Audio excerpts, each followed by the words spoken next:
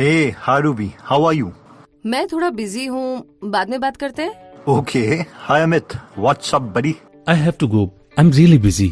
See, everybody is busy here, but the real question is, are you productive? तो अगर आपको भी ऐसा लगता है कि आपके पास टाइम कम है लेकिन आपकी लाइफ बहुत बिजी है, तो आज की ये वीडियो इसी टॉपिक पर है, जहाँ पर हम देखेंगे कि 21 दिन के अंदर अपने माइंड को हैक करके एक बिजी लाइफ से एक प्रोडक्टिव लाइफ कैसे जिए। इसके लिए हम काफी सोर्सेज का सहारा लेंगे, इंक्लूडिंग सर जॉन हार्ग्रेव की book mind hacking, how to change your mind for good in 21 days से। So let's start. तो सबसे पहला स्टेप आता है एनालाइजिंग। अगस्त 3, 2012 में नासा के इंजीनियर्स को 7 मिनट के डर से गुजरना था, क्योंकि उस दिन एक रोबोटिक रोवर जिसका नाम क्यूरियोसिटी था, उसे मार्स प्लैनेट में लैंड करना था। इस प्रोजेक्ट में नासा ने $2.5 बिलियन स्पेंड करे थे। उस 7 मिनट में क्यूरियोसिटी रोवर को मार्स के एटमॉस्फेयर में 13,000 माइल्स पर आवर की स्पीड से डिक्रीज होके 0 माइल पर आवर की स्पीड पर आना था। अब क्योंकि अर्थ से मार्स तक के सिग्नल के लिए 14 मिनट लगते हैं, इसीलिए क्यूरियोसिटी रोवर को लैंड करते वक्त पहले से सेट कमांड्स को ही यूज करके लैंड करना था। फाइनली इस सारे कॉम्प्लेक्स ऑपरेशंस के बाद क्यूरियोसिटी रोवर मार्स में लैंड कर गया। ऑथर कहते हैं कि इस रोबोट में कमाल के थर्मोमीटर, कैमरा और सेंसर्स लगे थे, जिन्हें अर्थ में बैठे नासा इंजीनियर्स कंट्रोल कर रहे थे। अगर हम खुद को देखें तो हम भी इस रोबोट की तरह ही हैं। बेशक हमारे पास इस रोबोट की तरह कैमरा या थर्मोमीटर ना हो, लेकिन हमारे पास आंखें हैं, नाक है, कान है और स्किन है, जिसे हमें डेटा मिलता है। अब जैसे क्यूरियोसिटी रोवर के पास माइक्रो प्रोसेसर है, यानी एक चिप है ब्रेन की तरह जो सेंसर्स को कंट्रोल करती है, वैसे ही हमारे पास माइंड है जिससे हम अपने सेंसर्स कंट्रोल करते हैं। लेकिन सवाल ये है कि क्यूरियोसिटी रोवर के माइक्रो प्रोसेसर को कौन कंट्रोल कर रहा था, यानी उसके ब्रेन को कौन कंट्रोल कर रहा था? ऑब्वियसली अर्थ में बैठे नासा इंजीनियर्स। और वैसे ही हमारे माइंड को कौन कंट्रोल करता है, और वो है हम। 21 दिनों में अपने माइंड को हैक करने का सबसे इम्पोर्टेंट कॉन्सेप्ट इससे आता है कि you are not your mind, यानी हम और हमारा दिमाग अलग है। इस कॉन्सेप्ट को समझने के लिए एक सिंपल एग्जांपल लेते हैं। मान लीजिए आप मूवी देखने मूवी थिएटर में जाते हैं। मूवी स्टार्ट होने से पहले आपका माइंड एनालिसिस करता है और सोचता है यार ये मूवी कैसी होगी, और आप एक्साइटेड हो जाते हैं। अब मूवी स्टार्ट होती है और मूवी के डायरेक्शन, सिनेमेटोग्राफी, एक्टर्स की एक्टिंग इतनी अच्छी है कि आप मूवी में ही खो जाते हैं। मूवी के इमोशंस के साथ हंसते हैं, रोते हैं। हम ये भूल जाते हैं कि ये मूवी है और हमें लगने लगता है कि ये रियलिटी। एग्जैक्टली इसी तरीके से हमारा माइंड और हम दो अलग चीजें हैं। जो माइंड सोचता है वो रियलिटी नहीं है, लेकिन हम उसे मूवी की तरह रियल मान लेते हैं और इमोशंस में आ जाते हैं, फ्यूचर या पास्ट के बारे में सोचने लग जाते हैं। इसीलिए हमें अगले 21 दिनों तक एक माइंड गेम खेलनी होगी, और वो माइंड गेम ये है कि जैसे ही हमें इस वीडियो की याद आती है, हमें खुद से सिंपल एक क्वेश्चन पूछना है, और वो है कि मेरा माइंड इस वक्त क्या सोच रहा है। That's it. और सिर्फ ये सोचने से कि हम और हमारा माइंड अलग है, हमारा माइंड हैकिंग का प्रोसेस शुरू हो जाएगा। नेक्स्ट स्टेप एनालाइजिंग में आता है रिक्लेमिंग अटेंशन और रिट्रेनिंग योर कंसंट्रेशन। आइए इसे सिंपल वर्ड्स में समझते हैं। रिक्लेमिंग अटेंशन का मतलब है कि हम कॉन्शियसली दिन में थोड़े टाइम के लिए गेम नंबर 2 प्रैक्टिस करेंगे, जिसका मतलब है कि हम अपनी अटेंशन किसी को भी नहीं देंगे।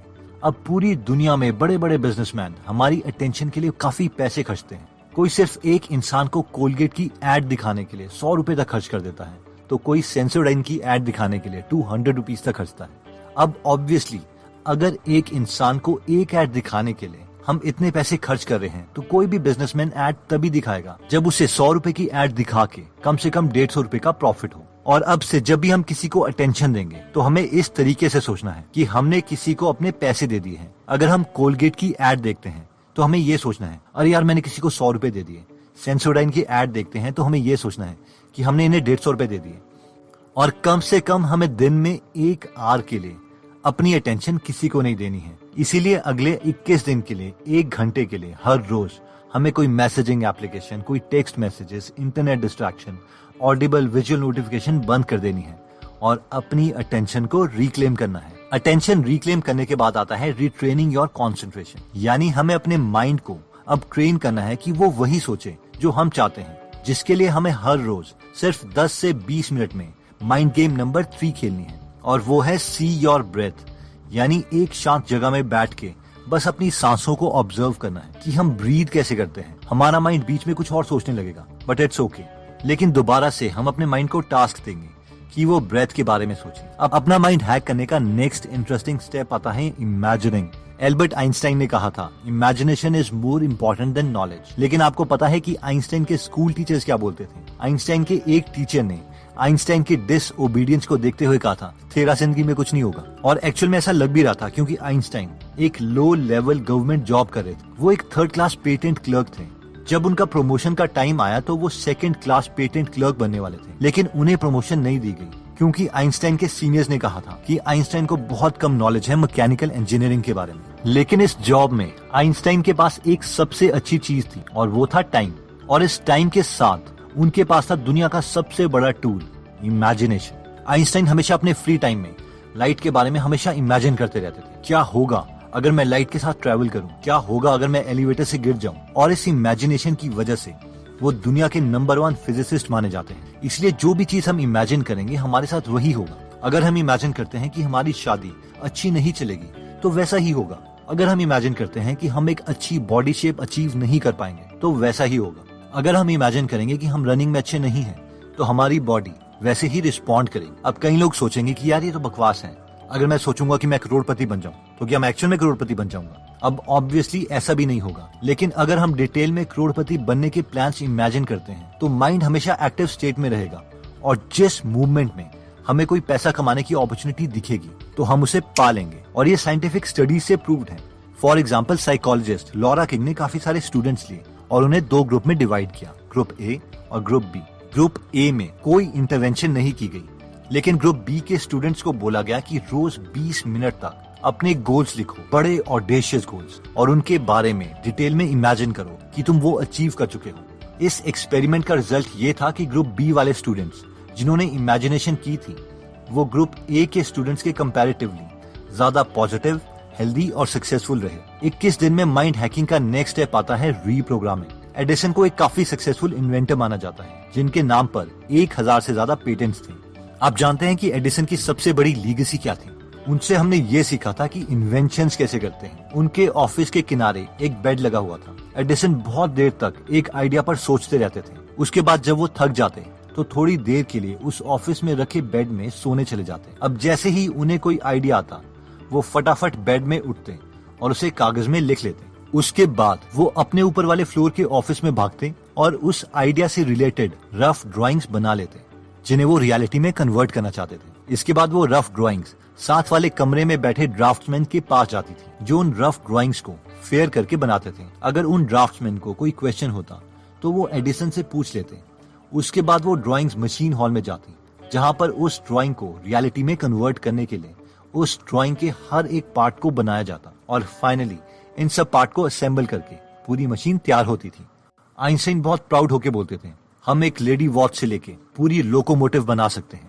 इस स्टोरी में सबसे इंटरेस्टिंग बात यह है कि आजकल की मॉडर्न कंपनीज ने अपने R&D यानी रिसर्च एंड डेवलपमेंट ऑफिसेस इसी तरीके से ऑर्गेनाइज किए हैं। पहले वो आइडिया लेते हैं, फिर उसे पेपर में लिखा जाता है, फिर उसके प्लान्स बनते हैं, फिर प्रोटोटाइप, और फाइनली फिनिश्ड प्रोडक्ट तैयार किया जाता है। तो अगर हम भी अपने गोल्स को रियलिटी में बदलना चाहते हैं तो पहले डिटेल में अपने गोल्स के बारे में सोचो, उसे पेपर्स में लिखो, फिर उसके फाइनल प्लान्स तैयार करो, और फाइनली एक्शन लेके उस विजन को रियलिटी में बदल दो। तो दोस्तों, इस वीडियो में हमने अपने माइंड को 21 दिन में हैक करने के लिए 3 स्टेप्स देखे थे। पहला था एनालाइजिंग, दूसरा इमेजिनिंग, और तीसरा रीप्रोग्रामिंग।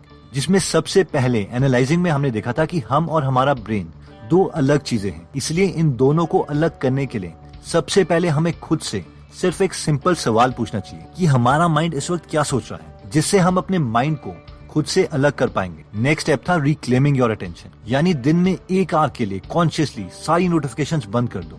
और फाइनली था रीट्रेनिंग योर कॉन्सेंट्रेशन, जिसमें हमने देखा था कि अपनी ब्रेथ पर फोकस करने की माइंड गेम खेलो, ताकि हम अपने माइंड को ट्रेन कर सके कि उसे वही सोचना है जो हम चाहते हैं, ना कि जो वो चाहता है। नेक्स्ट स्टेप था इमेजिनिंग, जिसमें हमने देखा था कि हमें कॉन्शियसली डिटेल में वो चीजें इमेजिन करनी है जो हम बनना चाहते हैं। और थर्ड स्टेप था रीप्रोग्रामिंग, जिसमें हमने देखा था कि अपने गोल्स पाने के लिए पहले किसी चीज पर कॉन्सेंट्रेट करो, फिर उस प्लान को रफ पेपर में लिख लो, फिर उसके बाद फाइनल टेंटेटिव प्लान्स बनाओ, और फाइनली एक्शन लेना है ताकि हम अपनी विजन को रियलिटी में कन्वर्ट कर सके। दोस्तों, अपने माइंड को पॉजिटिवली प्रोग्राम करने के लिए एक और बेस्ट मेथड है, और ये है कि हम इस नेगेटिव सोसाइटी में अपने लिए एक ऐसा एनवायरनमेंट क्रिएट करें जिससे हम हमेशा पॉजिटिव आइडियाज अपने माइंड में डालते रहें। अब ऑब्वियसली सवाल ये आता है कि ये हम करेंगे कैसे, क्योंकि कोई ना कोई हर रोज हमारे माइंड में नेगेटिव चीजें डालता ही रहता है। तो इसके लिए हम रेकमेंड करेंगे कि आप बुक्स पढ़ो।